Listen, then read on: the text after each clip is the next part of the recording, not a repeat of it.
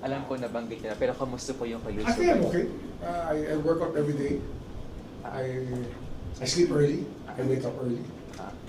So, well, siyempre, ano yun eh. Idle minds are devil's workshop. Yun yun eh. Wala tayong magagawa kasi naghahanap sila ng i-istoryahin. Pero tingin ko naman okay naman ako. Your message, sir, doon sa mga nagpapakalat na you're unwell. Hindi, pinapaimbestigahan ko yan. Ah. Oo, pinapaimbestigahan ko yan. Kasi we've reached the limit of cyber libel already. Tignan natin kung saan pupunta. Pinaimbestigahan ko yan. I'm asking the NBI to look into these allegations and this scuttlebutt kung saan nagmula sa social media. So we will know. And sometime, you really have to extract justice from people. Hindi mo talaga pwedeng pabayaan na lang. Kasi pattern to, parang dry run to, for things to come later on.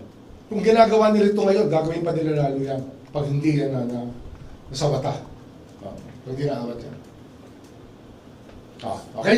Sir, yung mga ganito pong reports on your health and yung nag-a-announce ng filing. Lumabas na nga ako. I came out on my radio program last Saturday. Sunday, meron naman, tuloy na naman. Talaga makikita mo yung bad faith. There's really an orchestrated campaign.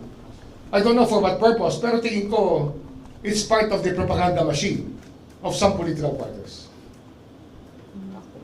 Diba?